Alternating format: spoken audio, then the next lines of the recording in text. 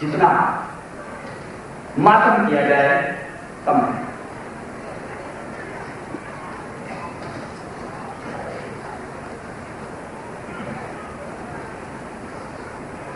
اللہ نے فرمایا کہ محمد صلی اللہ علیہ وسلم کے بعد اب دنیا میں کوئی نبی آنے والا نہیں. آپ پر نبوت ختم ہو گئی ہے, رسالت ختم ہو گئی ہے. کوئی ذلی نبی آنے والا نہیں, کوئی بروزی نبی آنے والا نہیں, کوئی حقیقی نبی آنے والا نہیں. آپ رسالت میں بھی خاتم ہے اور اب نبوت میں بھی خاتم ہے. آپ کے بعد کوئی نبی آنے والا نہیں, کوئی رسول آنے والا نہیں. اب اگر کوئی شخص یہ عقیدہ رکھتا ہے کہ فلاں شخص نہ ہوتا تو بہت سارے مسائل سے دنیا ناآشنا رہتی, ان مسائل کو دنیا نہیں جانتی, اگر فلاں صاحب کا وجود مسعود نہ ہوتا, اگر یہ عقیدہ کوئی رکھتا ہے تو در حقیقت وہ ختم نبوت کا منکر ہے. وہ رسول اللہ صلی اللہ علیہ وسلم کو خاتم الرسل اور خاتم الانبیاء نہیں مانتا. زبان سے وہ اگرچہ اقرار کرے کہ میں رسول اللہ صلی اللہ علیہ وسلم کو خاتم الانبیاء مانتا ہوں, خاتم الرسل مانتا ہوں, لیکن اگر اس کے دل کے کسی کونے میں یہ بات موجود ہے کہ بہت سارے مسائل سے دنیا ناآشنا رہتی, اگر فلاں صاحب کا وجود مبارک نہ ہوتا, در حقیقت ایسا خیال رکھنے والا آدمی اور ایسا عقیدہ رکھنے والا آدمی ختم نبوت کا منکر ہے.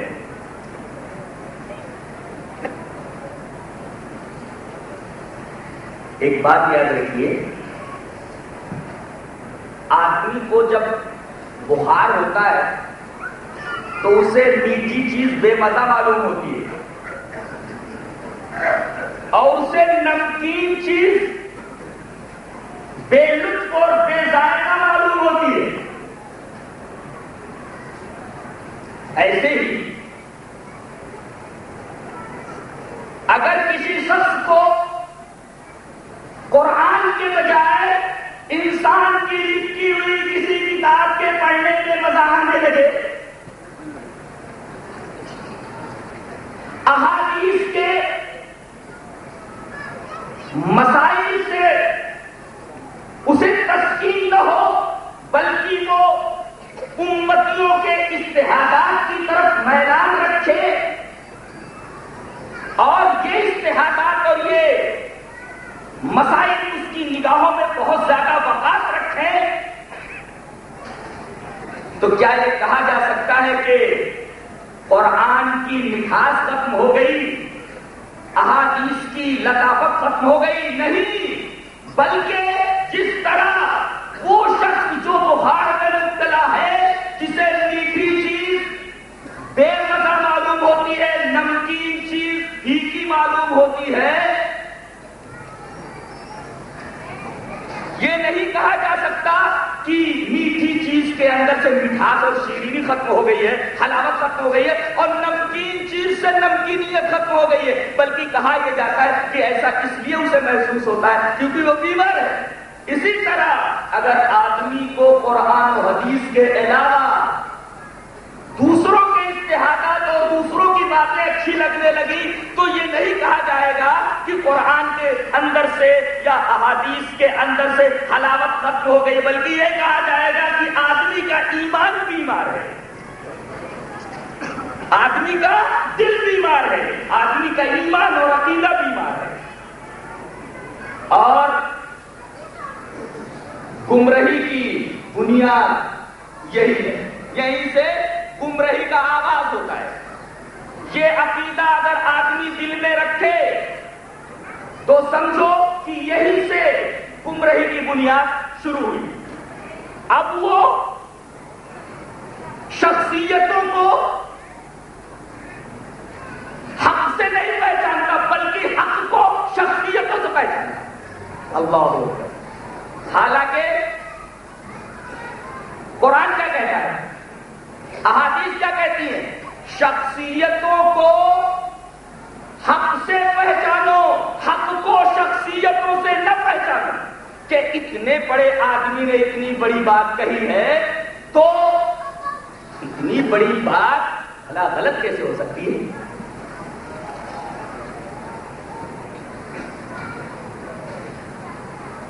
یہی چیز تمام گمراہیوں کی جگہ ہے۔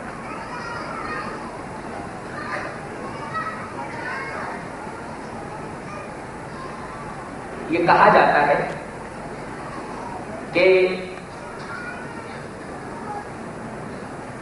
ہمارے امام صاحب نے تمام الجھے ہوئے مسائل کو سلجھایا، اگر وہ نہ ہوتے تو بہت سارے مسائل الجھے ہی رہتے، وہ سلجھتے نہیں۔ تمام مسائل کو جو الجھے ہوئے تھے انہوں نے آ کر سلجھایا، جبکہ خود فقہ کی کتابوں میں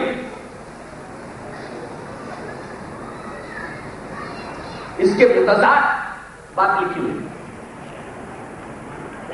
سید ابن ابی شریف نے رد المختار کے اندر اور شامی کے اندر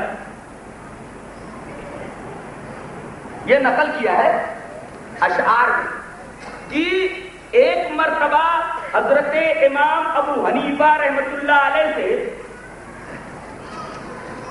9 مسائل پوچھے گئے اور ہر مسئلے کے بارے میں انہوں نے لازمی کہی، مجھے معلوم ہے۔ اور دعویٰ کیا ہے؟ امام صاحب کے پاس تمام مسائل کا حل موجود تھا، تمام الجھے ہوئے مسائل کا حل ان کے پاس موجود تھا، جبکہ اس کے خلاف شابی میں رد المختار کے اندر بات لکھی ہوئی ہے کہ 9 مسئلے ایک مرتبہ آپ سے دریافت کیے گئے، ان 9 مسئلوں میں آپ نے لادری کا ہر مسئلے کا مجھے معلوم ہے۔ سید ابن ابی شریف نے اس کو منظوم کیا ہے، کہا کہ حمل الامام ابا حنیفہ دینہ ان قال لا ادری لتسعۃ اسئلہ اطفال اہل الشرک این محلهم وهل الملائکۃ الکرام المفضلہ ام انبیاء اللہ ثم اللحم من جلالۃ ان یطیب الاکل له والحکم بالخنثى اذا ما بال من فرجیہ معصور الحمار استشکلہ والدهر ما وقت الختان وكلبهم وصف المعلم أي وقت حصل وأجائز نقش الجدار لمسجد من وقفه أم لم يجوز أن يفعل ويزاد عاشرة هل الجن يساء بطاعة كالإنس يوم المسألة۔ یہ 9 سوالات ہیں جو امام ابو حنیفہ رحمۃ اللہ علیہ سے کیے گئے اور ہر مسئلے کے جواب میں لازمی تھا، مجھے معلوم ہے۔ پہلا سوال یہ تھا کہ یہ بتائیے کہ مشرکین کی اولاد جنت میں جائے گی یا جہنم میں جائے گی؟ مشرکین اور کافرین کی اولاد جنت میں جائے گی یا جہنم میں جائے گی؟ آپ نے پکڑا ہے، مجھے معلوم۔ پھر سوال کیا گیا کہ ملائکہ افضل ہیں یا انبیاء کرام؟ حل الملائکۃ الکرام المفضلہ ام انبیاء اللہ؟ اللہ کے انبیاء یہ زیادہ فضیلت والے ہیں یا فرشتے؟ ان میں افضل کون ہے؟ فرشتے افضل ہیں یا انبیاء؟ فرمایا مجھے معلوم۔ پھر پوچھا گیا کہ جلالہ کا گوشت کب کھانا حلال ہوتا ہے؟ جلالہ سمجھتے کس کو کہتے ہیں؟ جیسے گائے، بکری، مرغی، کوئی بھی معقول اللحم جانور جس کا گوشت کھانا شریعت میں جائز قرار دیا گیا ہے، وہ گندگی کھانے لگے، حرام چیز کھانے لگے۔ اب دودھ دینے والی گائے اگر گندگی کھانے لگے، سوال یہ ہے کہ یہ گائے جلالہ ہو گئی ہے، گندگی کھانے لگی ہے، اب اس کو کتنے دنوں تک روکا جائے، اس کے بعد اس کا گوشت یا اس کا دودھ استعمال کیا جائے؟ جلالہ کے بارے میں آپ سے سوال کیا گیا، انا یتیب العقل اللہ، اس کا گوشت کب کھایا جائے؟ معلوم لازم۔ 3 سوالات ہیں۔ 14 سوال کیا گیا کہ بچے کے ختنے کا وقت کیا ہے؟ والدہر ما وقت الختان، بچے کا खतना कब किया जाए उसका